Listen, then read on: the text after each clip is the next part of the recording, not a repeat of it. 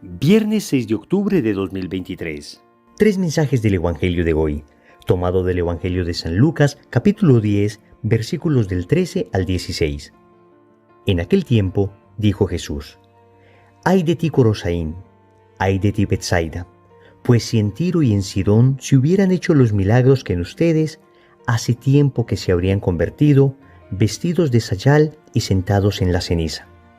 Por eso, el juicio les será más llevadero a Tiro y a Sidón que a ustedes. Y tú, Cafarnaún, ¿piensas escalar al cielo? Bajarás al abismo. Quien a ustedes escucha, a mí me escucha. Quien a ustedes rechaza, a mí me rechaza. Y quien me rechaza a mí, rechaza al que me ha enviado». Palabra del Señor. Gloria a ti, Señor Jesús.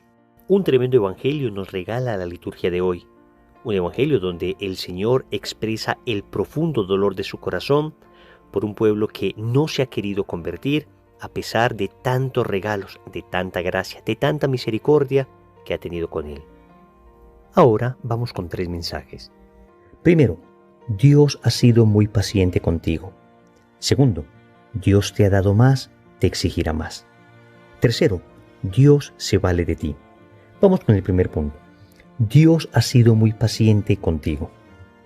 Queridos amigos, y esto no es lo que yo te estoy diciendo a ti, sino lo que el Evangelio me está diciendo a mí. Es decir, hoy leo el Evangelio y me dice: Wilson, Dios ha sido muy paciente contigo. Te lo dice a ti, me lo dice a mí, nos lo dice a todos. El Señor comienza diciendo en el Evangelio: ay de ti, Corosaín, ay de ti, Betsaida, pues si en Tiro y en Sidón se hubieran hecho los milagros que en ustedes, hace tiempo que se habrían convertido, vestidos de sayal y sentados en la ceniza. ¿Qué está diciendo el Señor en esta ocasión? Que estas dos ciudades, Corosaín y Betsaida, habían recibido la bendición del anuncio de Cristo. Habían visto milagros, habían sido evangelizados. Sin embargo, no habían creído. Se resistieron a la fuerza del Evangelio. Mientras que Tiro y Sidón, dos ciudades paganas que quedaban al norte de Israel, hubieran sido mucho más dóciles. De hecho, recordamos el famoso pasaje de la mujer Sirofenicia, precisamente en esas tierras de Tiro y Sidón. Esta mujer que, aún sin ser judía, fue rápidamente donde Jesús, se postró, insistió para lograr la liberación definitiva de su hija. Lo que el Señor está diciendo acá es que estas ciudades judías, que deberían haber recibido el mensaje de Cristo con una enorme apertura de corazón, porque era pueblo preparado, porque habían recibido la voz de los profetas que en teoría les debió haber preparado para recibir al Mesías, no lo recibieron. En cambio, los paganos, que no tenían profetas entre ellos, que no sabían mucho acerca del Mesías, rápidamente abrieron su corazón. Esto tiene algo que decirnos a nosotros, que tú y yo somos ese Corosaín y ese Betsaida. Tú y yo somos ese Cafarnaún que se resiste a creer. A pesar de tantos milagros, a pesar de tantas maravillas, a pesar de tantas gracias que hemos recibido, hemos respondido muy poco. Óyeme bien, hemos recibido mucho y hemos respondido poco. Incluso si es que en este momento tuviésemos grandes problemas, si es que en este momento estuviéramos pasando estrecheces económicas, si es que en este momento viviéramos dificultades de salud, todavía podemos afirmar que hemos recibido mucho. Porque si miramos a otras personas, siempre encontramos a nuestro alrededor gente que tiene mucha menos salud, gente que tiene una economía mucho más deteriorada, personas que de alguna manera no tienen tantas bendiciones como nosotros. Y esto no es una injusticia de Dios, porque los que hemos recibido más bendición, hemos sido nombrados por Dios administradores de esas bendiciones, para que a través de nosotros, estas bendiciones de sobreabundancia que recibimos finalmente lleguen a nuestros hermanos más necesitados. Pero la realidad es que muchas veces hemos respondido insuficientemente a todas las gracias que el Señor nos ha dado, porque todavía no le amamos lo suficiente, porque oramos poco, porque nuestra vida de mortificación es precaria, porque todavía tenemos vicios, todavía tenemos ataduras, todavía tenemos malas costumbres muy arraigadas en nosotros, que tal vez otras personas ya hubieran sanado definitivamente si es que hubieran recibido la mitad de lo que tú y yo hemos recibido. Cuando nos ponemos a leer las vidas de los santos, nos damos cuenta que en muchas ocasiones ellos tuvieron incluso condiciones peores a las nuestras y lograron responder con una absoluta generosidad al Señor. Por eso es muy conveniente estar siempre leyendo la vida de los santos, porque ellos nos motivan.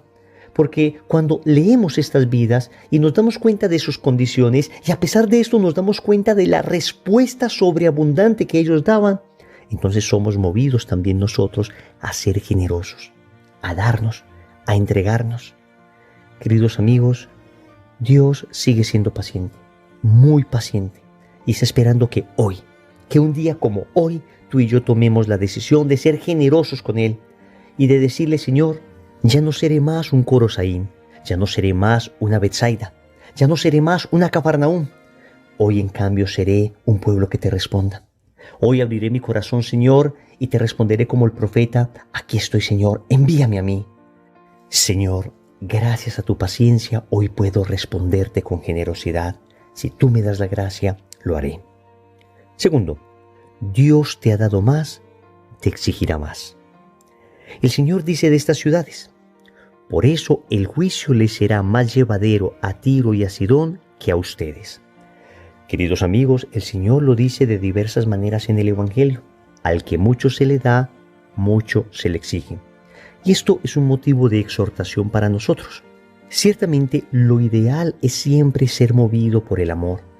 Lo ideal es siempre ser movido por la ternura irresistible de un Dios que nos ha dado tanto.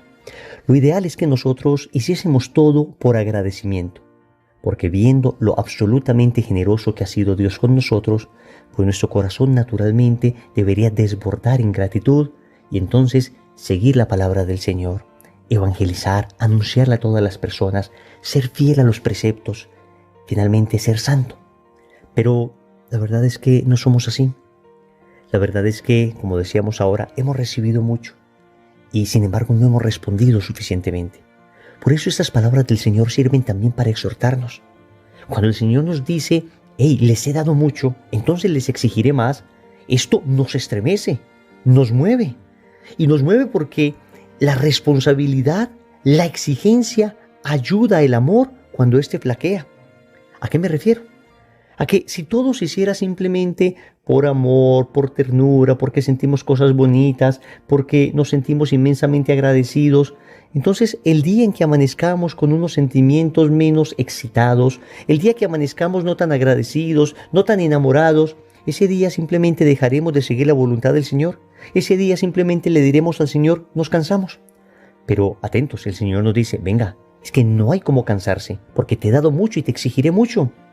Es decir, existe también un Dios que exige a sus hijos fidelidad. Un Dios que nos invita amorosamente a que le sigamos, pero también un Dios que nos exige como padre que ama a su hijo para que le sigamos. Yo me pongo a pensar, por ejemplo, en mis hijos. Yo trato de convencerlos, de persuadirlos que coman todo el alimento para que estén saludables.